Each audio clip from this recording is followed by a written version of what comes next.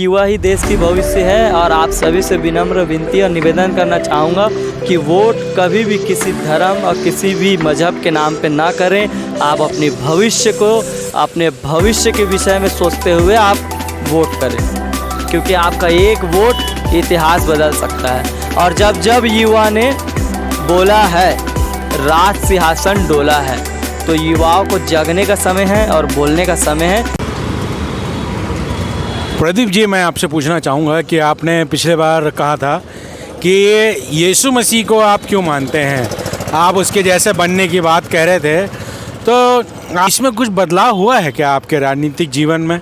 बिल्कुल बिल्कुल बदलाव हुआ है।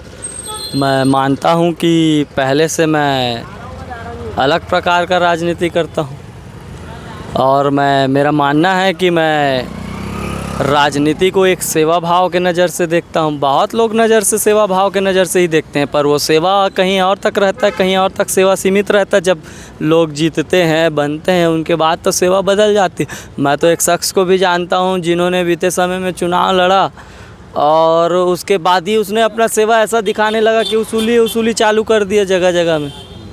तो सब अपना अपना है, और मैंने प्रभु यीशु मसीह से सेवा कैसे करना है ये सीखा है। जब स्वयं परमेश्वर का पुत्र प्रभु यीशु मसीह अपने चेलों का पाँव धो सकता है, तो मैं क्यों ना अपने राजनीतिक जीवन में अपने लोगों का समस्या को सुनकर उसका समाधान करने के लिए ना भिड़ जाऊं। मैं क्यों ना अपने लोगों की समस्या को अपनी समस्या समझ के उनके लिए लड़ाई लड़ने भिड़ जाऊं।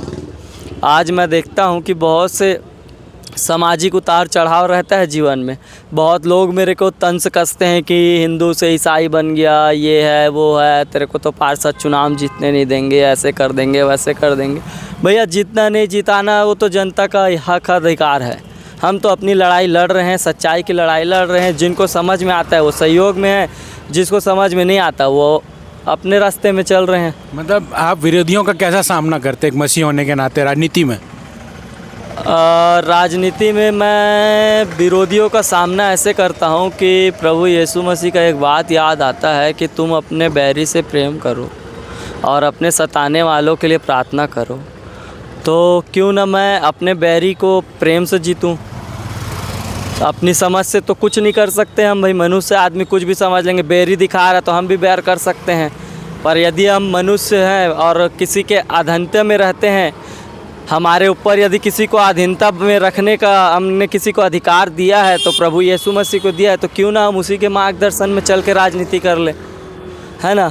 अगर हमारे को कोई सता रहा है, हमको कोई गाली दे रहा है, हमको कोई बक रहा है, कोई मार रहा है, कोई पीट रहा है, तो हम तो सहते आ ही रहे हैं ना शुरू से प्रभु में आने के बाद से। और यदि हम प्रभु में नहीं थे तो उसके बाद हमारे से कोई मुकाबला करके बे तो बोल के दिखा दे, समाज के अंदर में या बस्ती के अंदर में, गांव के अंदर में पूरा पसीना ना छोड़ा दे, तो प्रदीप दुबे नाम नहीं था हमारा उस समय।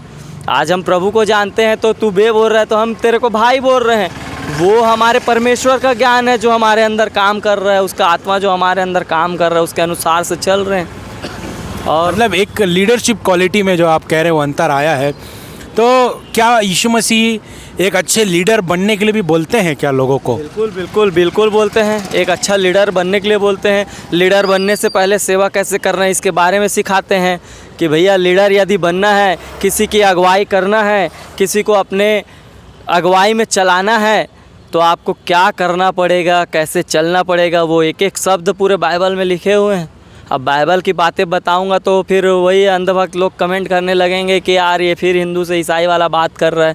मैं एक राजनीतिक मुद्दा पे बात कर रहा हूँ, तो मेरे लिए उचित है कि मैं राजनीति में मैं अपने परमेश्वर की अगुवाई में राजनीति करूँ। मतलब आपको, आप जैसा कह रहे हैं, क्या आपको डर लगता है अपने, अभी जो कह रहे यीशु मसीह को आप मानते हैं, यीशु मसीह को डर है आपको? कैसा वो डर क्या लगता है आपको कि आपको अंदर आत्मा में कभी कि कुछ गलत कर दिए, कभी कुछ होता है आपको? मेरे को डर लगता है और भयानक डर लगता है, क्योंकि एक वचन है बाइबल में, ऐसा लिखा है कि जीवते परमेश्वर के हाथ में पड़ना भयानक बात है। यदि मैं गलती करता हूँ और उसको जानबूझ के कर रहा हूँ और उसे बार बार कर रहा हूँ और समाज में या राजनीति में अपना फ़ायदा, अपनी अभिलाषा और अपने आप को चमकाने के लिए कर रहा हूँ, तो मुझे डर लगता है। क्योंकि बाइबल बहुत अलग चीज़ सिखाता है हमको, लीडरशिप से लेकर के सेवा से, हर प्रकार के शब्दों से बाइबल हमें अलग अलग प्रकार के शब्दों से समझाता है कि आप ये करें, ये ना करें। बड़े बड़े जो लीडरशिप की बुक्स है उसको विदेश के लोगों ने लिखा है, और उसमें से यदि देखा जाए तो बहुत सारे लोग आप कैसे ईसाई समाज से हैं। तो यहाँ पे यदि आप कह रहे हैं कि अभी आपने यीशु मसीह के पीछे चलना चालू किया है, तो आपको क्या कुदृष्टि से देखा जाता है आपके संगठन में या कहीं पे भी, समाज में भी?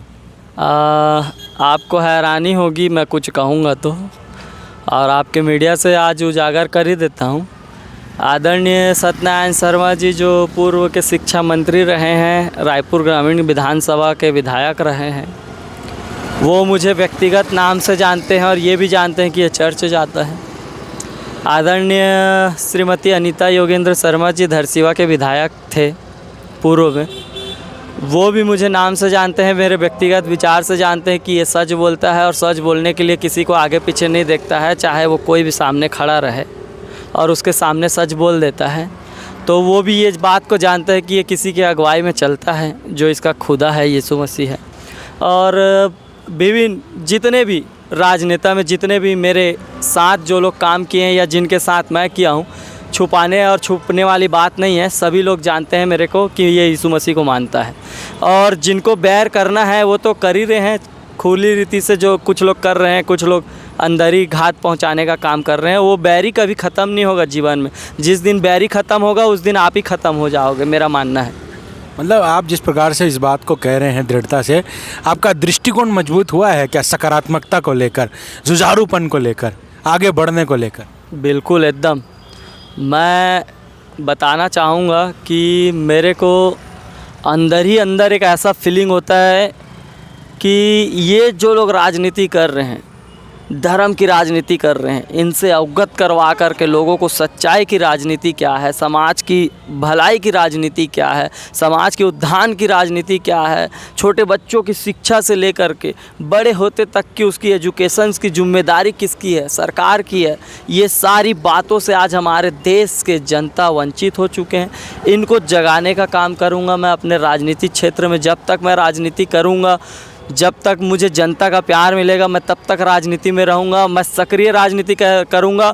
और मैं कहना चाहता हूँ प्रभु में जो लोग हैं, जो मसीह में लोग हैं, उनको भी कहना चाहूँगा कि राजनीति बुरे लोगों के लिए है, अच्छे लोगों के लिए नहीं है। ऐसे बहुत से हमारे लोग कहते हैं और मैंने सुना है, उनका भी कान को सुनने के लिए आज मजबूर हो जाएंगे मेरी बातों को कि भैया यदि आपका विचार गलत है, यदि आपका सोच गलत है, यदि आप गलत मानसिकता से चल रहे हो तो राजनीति आपके लिए गलत है।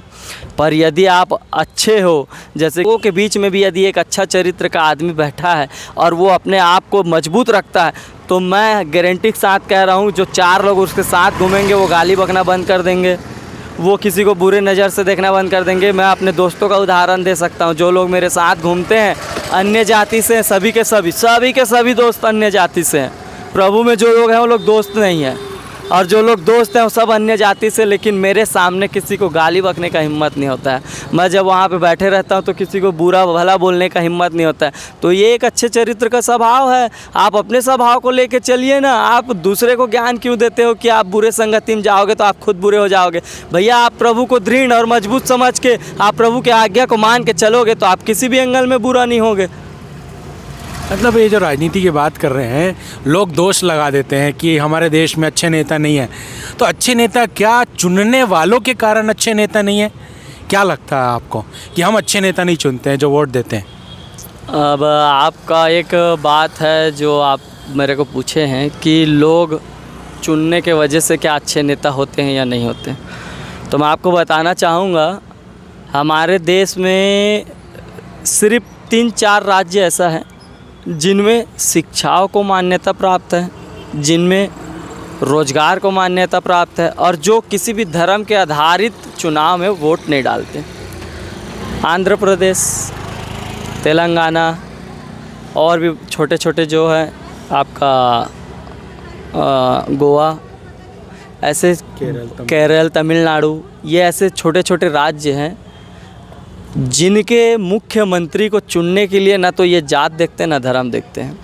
आपको मैं बताना चाहूँगा आपके मीडिया के माध्यम से, जो विजय थलापति जी हैं, जो आज मुख्यमंत्री हैं तमिलनाडु के, आपको बताता हूँ तो मुझे खुशी महसूस होगा आपके चैनल से कि वो पूरे के पूरे हिंदू कंट्री है, हिंदू सिटी है, वो राज्य है, हिंदू राज्य है वो पूरा का पूरा।